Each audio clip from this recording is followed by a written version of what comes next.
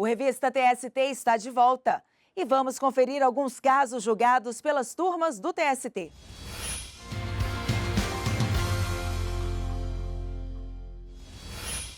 Começamos o giro de notícias pela sexta turma. Uma balconista não conseguiu reconhecimento de vínculo de emprego com uma banca de jogo do bicho em Belém, no Pará. O pedido de vínculo havia sido aceito pelos juízos de primeiro e segundo grau. Apesar de reconhecerem que a atividade é ilícita, entenderam que o trabalho desenvolvido pela empregada não era. No entanto, ao julgar o caso no TST, o relator, ministro Augusto César, explicou que, segundo a jurisprudência do TST, como a atividade constitui contravenção penal, não produz efeitos na esfera trabalhista. A turma afastou a condenação, mas noticiou ao Ministério Público Estadual e à Fazenda Pública Nacional para as providências penais e fiscais cabíveis contra o empregador. Uma auxiliar de almoxarifado vai receber indenização por ter de apresentar certidão de antecedentes criminais para ser admitida.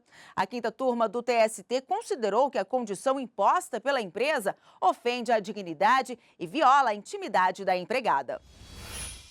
O entendimento do Tribunal Regional do Trabalho da 7ª Região, no Ceará, foi o mesmo do juízo de primeiro grau. Ambos consideraram que a confecção Sigma Costura de Maracanaú não havia cometido ato ilícito ao solicitar certidão de bons antecedentes e estaria apenas adotando cautelas razoáveis e recomendáveis em defesa do quadro funcional e do patrimônio empresarial.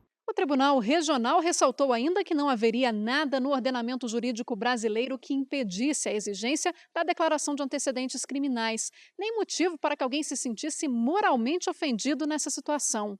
A empregada, então, recorreu ao Tribunal Superior do Trabalho, onde o entendimento foi outro. O ministro Douglas Alencar Rodrigues, relator do caso na quinta turma do TST, observou que a seção 1 de dissídios individuais pacificou o entendimento sobre a matéria em julgamento com efeito vinculante. Foi decidido que a exigência é legítima apenas quando houver previsão legal ou for justificada em razão da natureza do serviço ou do grau de confiança envolvido. No entanto, a atividade da auxiliar de almoxarifado não se enquadra nas hipóteses. Por unanimidade, a turma decidiu que a exigência configura dano moral presumido, passível de indenização, ainda que a admissão não tenha sido efetivada. A empresa foi condenada a pagar R$3 mil à empregada.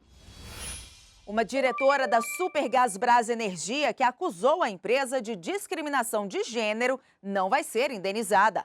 Para a quarta turma, os fatos não foram comprovados. O Tribunal Regional do Trabalho da Terceira Região em Minas Gerais havia condenado a empresa a indenizar a profissional em R$100 mil. Apesar de o TRT ter reconhecido a ausência de provas, avaliou que a empregada havia sido vítima de dano moral. Na quarta turma do TST, no entanto, o pedido da diretora da Supergasbras foi considerado improcedente. A profissional alegava ter sido exposta a situações constrangedoras e discriminatórias. Mas o relator, ministro Alexandre Ramos, levou em consideração o fato de que a própria empregada confirmou que continuava crescendo profissionalmente na empresa.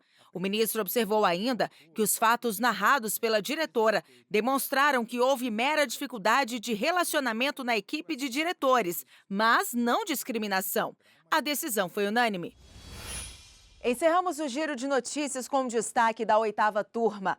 Um auxiliar de depósito de um supermercado teve negado o pedido de recebimento de adicional de insalubridade. O profissional sustentou que limpava o local com o uso de produtos químicos, como soda cáustica, sem nenhuma proteção. Mas, ao julgar o caso no TST, a relatora, ministra Maria Cristina Peduzzi, explicou que, para que seja reconhecido o direito à insalubridade, é imprescindível a classificação da atividade na relação oficial do extinto Ministério do Trabalho. Segundo a turma, o manuseio de produtos de limpeza de uso doméstico, que contém concentração reduzida de agentes químicos, não é suficiente para caracterizar a insalubridade.